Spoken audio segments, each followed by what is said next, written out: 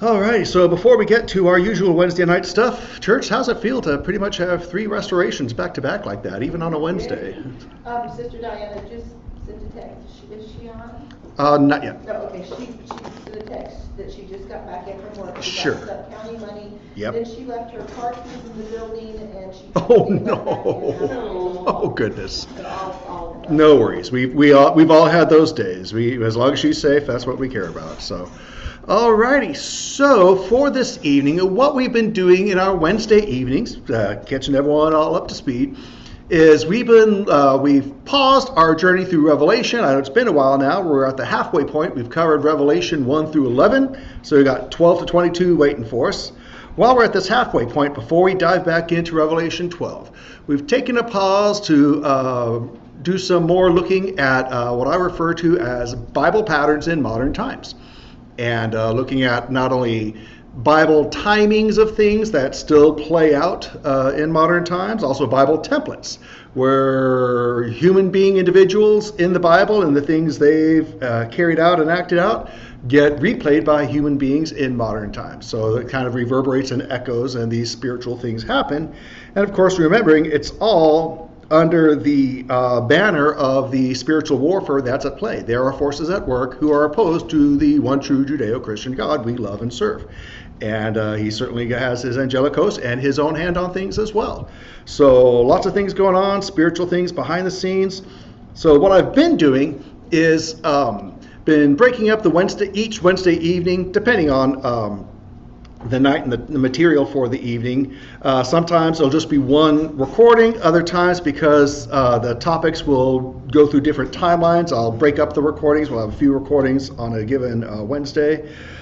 Be similar here. We are going to start, though. We're going to be picking up eventually in 2015, but before we get to that, in the last 11 years, I would like to take us to the book of Esther. No matter what we do on Wednesdays, I like to open with Scripture and close in Scripture. And so this evening we will start in the book of Esther. We'll take a look there. Let's see, I believe we'll be starting in chapter 7. Going to grab... The only problem with 2 laptops here, one for the Zoom and one for the notes, is that I got to keep my mouses straight. This mouse for that computer, and that mouse for that computer. Alrighty. Let's take a look in Esther 7, 8, and 9. Just going to pull out a couple verses, and we'll see why we're looking at this now as we go here. Esther chapter 7. So basically, Xerxes is the king of Persia. If you've seen the movie 300, the bad guy in that movie is this gentleman in the Bible.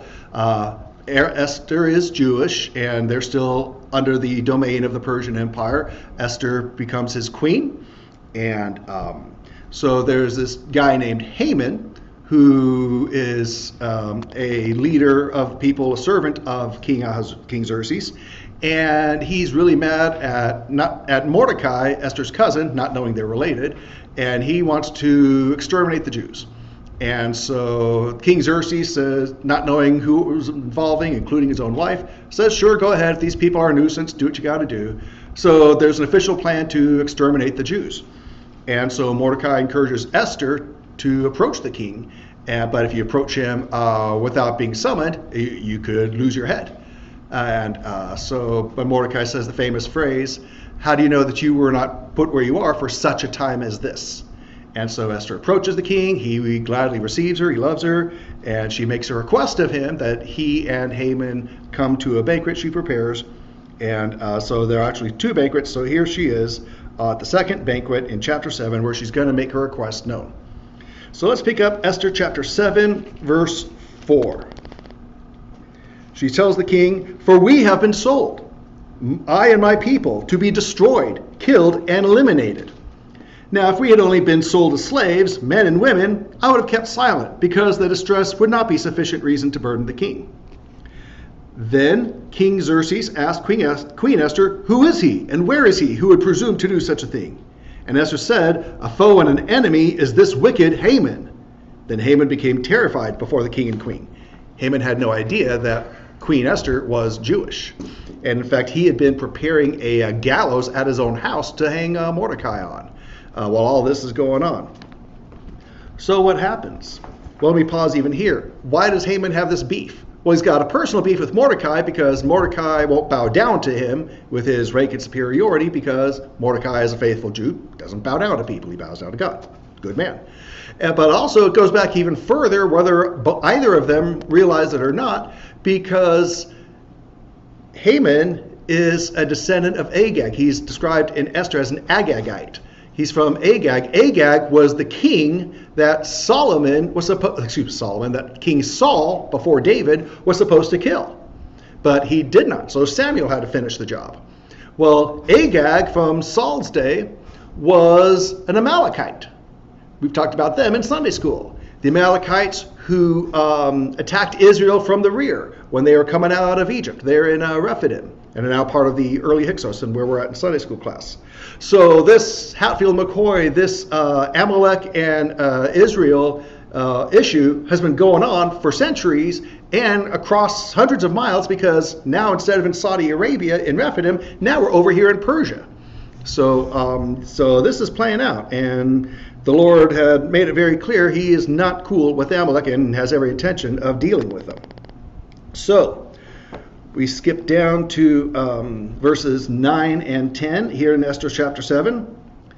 Esther 7 verse 9, Then Harbonah, one of the eunuchs who stood before the king, said, Indeed, behold, the wooden gallows standing at Haman's house, 75 feet high, that's like 7.5 stories, which Haman made for Mordecai, who spoke good in behalf of the king. The king said, Hang him on it. So they hanged Haman on the wooden gallows, which he had prepared for Mordecai, and the king's anger subsided. So Haman was killed on the very gallows that he had rigged for his Jewish enemy, Mordecai. And so that happened. So where do we go from here? In chapter 8, just a couple of verses. And feel free to stop me anytime with any thoughts or questions. Or if I need to slow down any, just you guys are my gas pedal. We'll always remember that. Esther chapter 8, let's look at verse 15 to 17. Esther 8:15. Then Mordecai went out from the presence of the king in a royal robe of blue and white, with a large crown of gold and a garment of fine linen and purple. And the city of Susa shouted and rejoiced. For the Jews there was light, joy, jubilation, and honor in each and every province and in each and every city. Wherever the king's commandment and his decree arrived, there was joy and jubilation for the Jews, a feast and a holiday. And many among the peoples of the land became Jews, because the dread of the Jews had fallen on them. So Mordecai is arrayed like royalty. He's given blue and white and purple and scarlet, all these things, purple and violet. And everyone's celebrating that they've been delivered from death. What happened was, after Haman was killed, it was decreed that, okay, there was this day that was set aside for the Jews to be exterminated, but the king of Persia, Esther's husband, decreed the Jews can fight back. Oh, and fight back they did. They defended themselves, took care of their enemies, and as we see at the end of verse 17 here, a lot of people became Jews with all this going on. So pretty spiffy. In chapter 9, let's pick up in verse 20. After the Jews successfully defend and protect themselves and avoid the genocide and extermination from the anti-Semite Haman, we pick up in chapter 9. Let's go to verse 20. Then Mordecai recorded these events, and he sent letters to all the Jews who were in all the provinces of King Xerxes, both near and far, obliging them to celebrate the 14th day of the month Adar and the 15th day of the same month annually, because on those days the Jews rid themselves of their enemies, and it was a month which was turned for them from grief into joy, from mourning into a holiday. They were to make them days of feasting and rejoicing, and sending portions of food to one another and gifts to the poor. So here's one of the things that happened. When Haman was deciding what day he was going to exterminate the Jews, he actually cast lots, which was the ancient method of like rolling the dice or picking a number or drawing straws or whatever. And so it ended up on this Babylonian, Hebrew, the calendars were quite similar back then in the Middle East back then. So on the month of Adar, on the 13th, they were going to do this, but then they were able to defend themselves, and they even got an extra day to defend themselves, so the 13th and the 14th of this month Adar. So now they're going to be a festival. Well, the word for casting the lot is pur, P-U-R. When you make something plural, you add I-M to it. So the plural of lot, because now it's going to be 2 days, the plural is Purim. This is a Jewish holiday that is still celebrated to this day in honor of what happened way back here. And by the way, we're in like the 470s BC. This is like 473 BC that this is happening.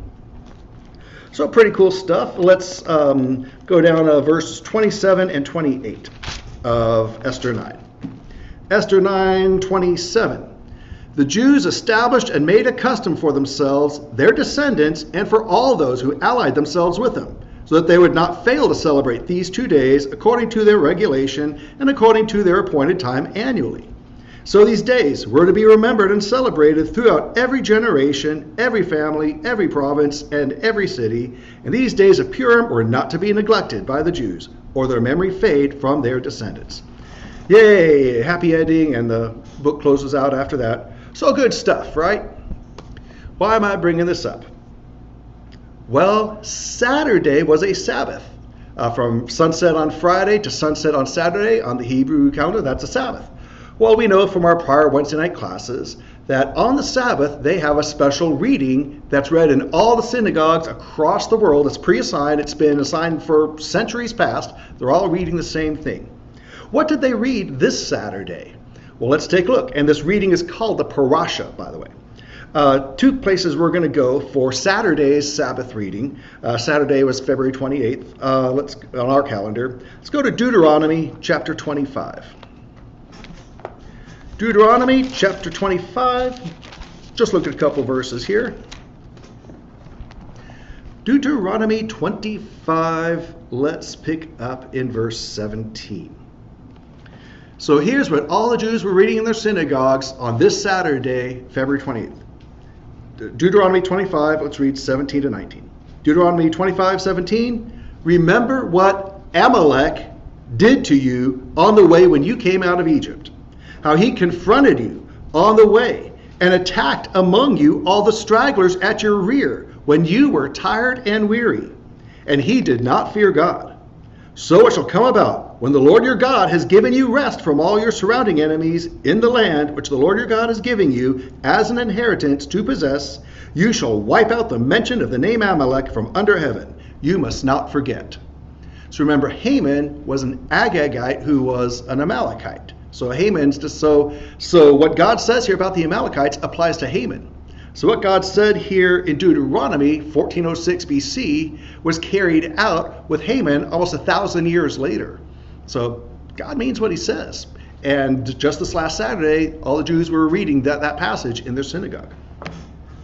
There's another passage they are reading. Let's go to 1 Samuel. 1 Samuel chapter 15. 1 Sam 1:5, 15. 1 Samuel 15. Here we are. Alrighty. 1 Samuel 15, verse 2. This is when King Saul, before David, did not kill the king Agag like he was supposed to. And so this is what's said in 1 Samuel 15, verse 2. Samuel is telling this, the prophet Samuel, to King Saul. 1 Samuel 15:2, this is what the Lord of armies says. I will punish Amalek for what he did to Israel, in that he obstructed him on the way while he was coming up from Egypt. And from there, Samuel kills the king, Agag, who was an Amalekite, and whose descendants later would include Haman from the time of Esther.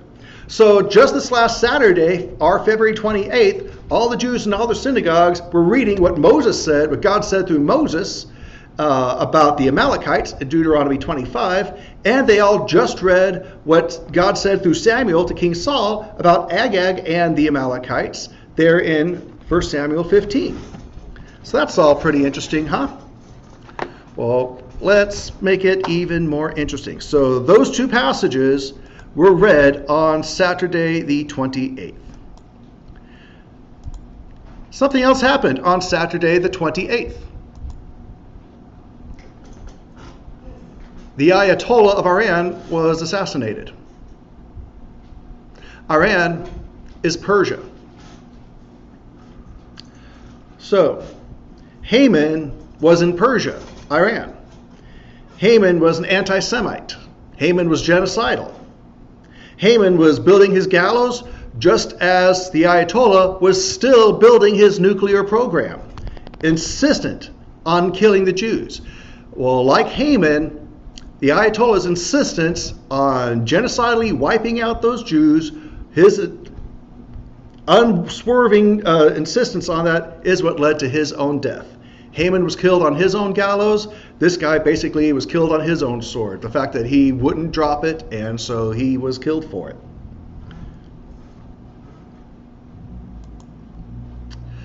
Here's before and after of the compound. And here's what it says at the top here. This comes from TRT World. A satellite image of Iranian Supreme Leader Ali Khamenei's destroyed compound in Tehran was released, following Israeli airstrikes earlier on February 28th. The image obtained by the New York Times shows the compound, used as Khamenei's official residence, entirely destroyed before and after. His current whereabouts remain unknown. Oh, we know. They pulled his body out. He's been ID'd and confirmed, yeah. And so, but notice it says here, it was Khamenei's official residence. Where did Haman build the gallows? At his own home. So both Haman and the Ayatollah were killed at their own home where they were plotting their anti-Semitic genocide. So there's that. What else? King Saul, who neglected to take care of business with Agag and the Amalekites. King Saul is of the tribe of Benjamin. So Benjamin missed the mark there that time around. Esther and Mordecai are of the tribe of Benjamin. And they picked up the ball where Saul dropped it. Esther and Mordecai of Benjamin triumphed over the Persian genocidal anti-Semite. Well, we have another Benjamin. Benjamin Netanyahu, who triumphed over the Persian genocidal anti-Semite. We read how Mordecai of Benjamin was arrayed in blue and white. Benjamin Netanyahu was victorious in the colors of blue and white, their national colors, their flag and everything, as he took care of business. What else?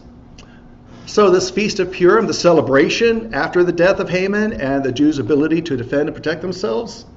The feast today, by the way, Wednesday today at sunset was Adar the 15th. Last night was Adar the 14th.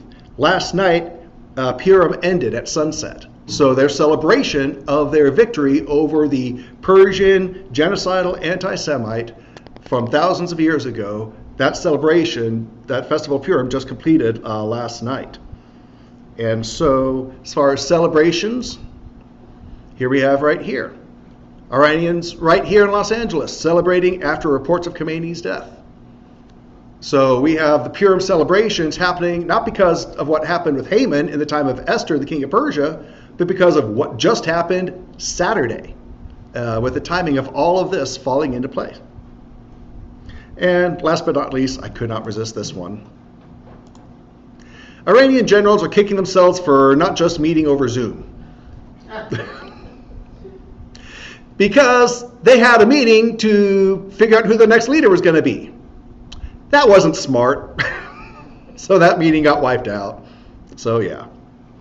So all of that just happened. So coincidences, the timing might mean something, or nah, just coincidence. What do y'all think? Any thoughts, reactions, Sister Ashley? I thought about that when I saw that it was Purim, or Yeah. all the, and I thought, well, I bet we're going to be talking about this Wednesday night. Like you always say, these coincidences and stuff. But, big picture, I obviously wonder what this means. And where we go from here. And where we go from here, big picture. Yeah. Yeah. By the way, before I forget to mention, because I do want to mention this, a lot of what I shared, some of it, of course, known and being able to be put together, but other things, other sources, Jonathan Cahn did do a video on this. I'll put the link to his on the YouTube recording here. Also, Brother Rick Howard, pastor of the Liberty Missionary Baptist Church in Modesto, his Sunday morning sermon was on this very thing. And so I'll put the link to that as well. So good information, good stuff, but obviously the spirit behind the scenes and recognizing this is not old news. And it is a living word and still being lived out to this day. So thank you for that, Sister Ashley. Anyone else? Any reactions, thoughts, or comments on Purim and Esther and what just happened? All good? All right, we'll stop that screen share and we'll stop that recording. Then we'll get back to our regularly scheduled programming for this evening.